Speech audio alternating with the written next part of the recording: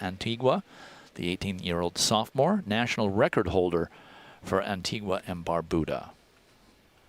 There's Tiana Wilson. She'll be running out of lane 5. Comes in with a personal best of 7:34. Bounce back to Joella Lloyd just for a second. Dwight, Tennessee has never won an SEC 60-meter title. The last short sprint title they won was in 1994, and that was Deidre Davis, and she won the 55-meter. That's on the women's side. On the women's side. So lane 1 always open here. Wilson in 5 for Arkansas. Lloyd of Tennessee in 7. Heat winner only to automatically advance to tomorrow's final.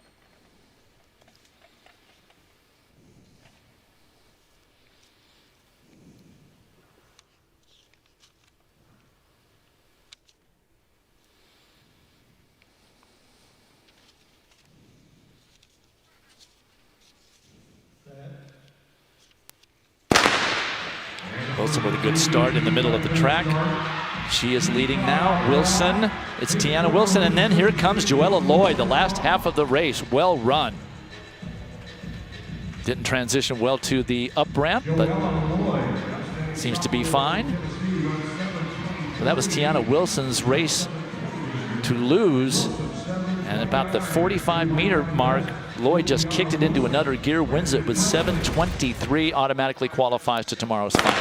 All right, Joella Lloyd with the gray bottom, second from the left. It took her a little while to get going, but once she did, she was able to hit good a turnover. We talk about that up ramp into the slow down area. You've got to actually be ready for it. 7:23 will take her into the finals. We'll see if Tiana Wilson can hold on with a 7:29.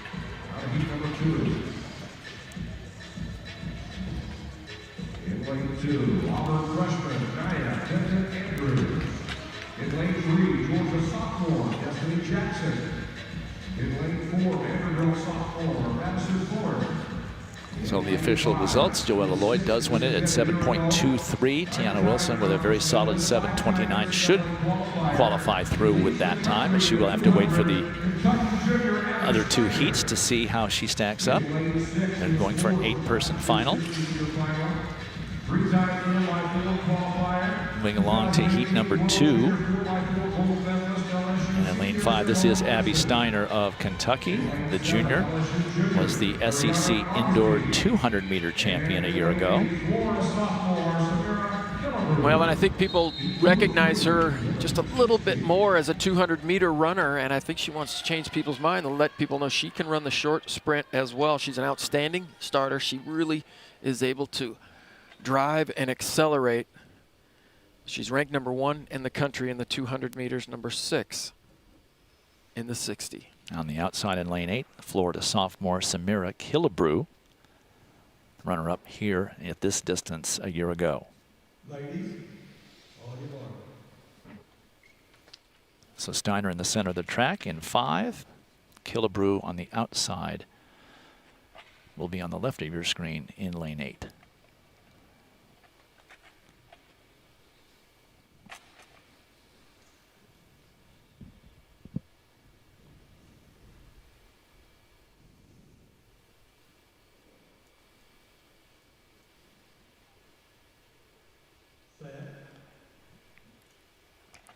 Oh, movement there in lane 6 that drew out lane 7, so they've got some decisions to make. Gun didn't fire, perhaps. Let's see if we get a yellow card or a red card. Green card. No harm, no foul.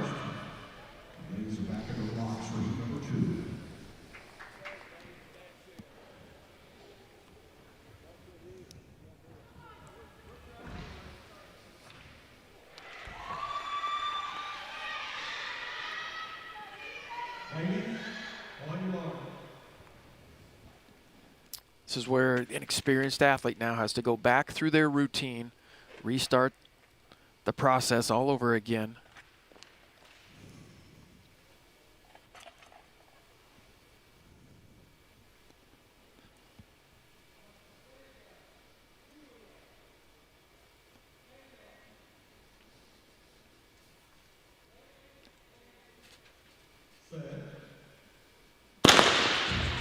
Good start for Steiner, as well as Killebrew on the outside. Steiner in the middle of the track. Killebrew, can she hang on? Steiner wins the heat, followed by Samira. Killebrew on the outside in lane 8.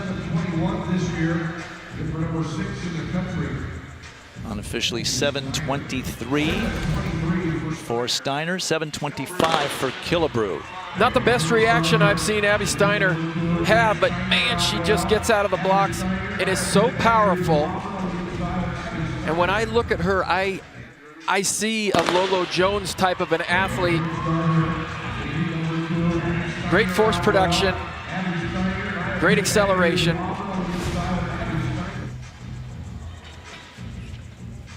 .723, not far off her seasonal best of 7:21. We'll see her later in the program. She automatically qualifies to the 60 final, and we will see her in the 200-meter heats closer to the end of the day.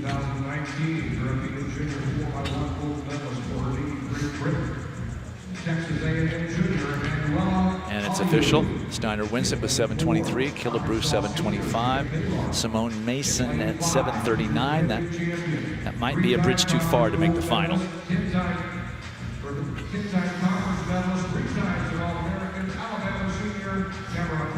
So heat 3 of 3. And in lane 4, that is Jada Baylark of Arkansas, the senior. 7:22. Best from 3 years ago.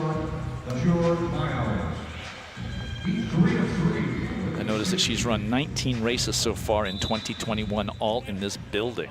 Next to her on her right, Tamara Clark of Alabama, the senior. Two-time SEC indoor champ. She won the 200 in 2019 and the 60 last year.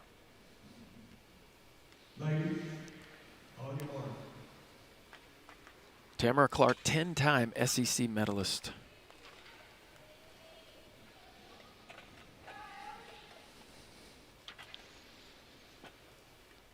So Baylark in 4, Clark in 5.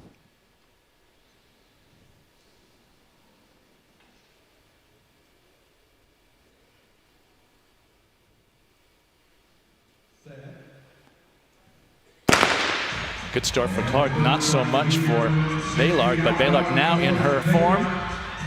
As we get to the line, it looks like Baylark, but from this angle, it's very difficult to be certain. Very close at the finish. It's Baylark in 7:20.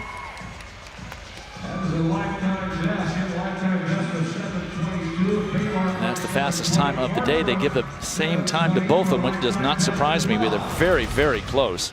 Both of them getting 7:20. Great reaction for Tamara Clark. She got out, almost had a meter lead there. And Baylark comes storming back 7:20. Personal best for both of them. Lifetime personal best for both of them. You see Tamara Clark in the white on the left there as we go to a wide pan, both down the middle. Tempo versus power. It'll be fun to see these two line up against Abby Steiner tomorrow. And 7:20 is the number 4 time in the nation this year. Both of them get it, but Baylark was the one with the automatic qualifier. They'll both go through to the final, and we'll be back with more from Fayetteville right after this. Give me 8 in the 60 for Saturday night.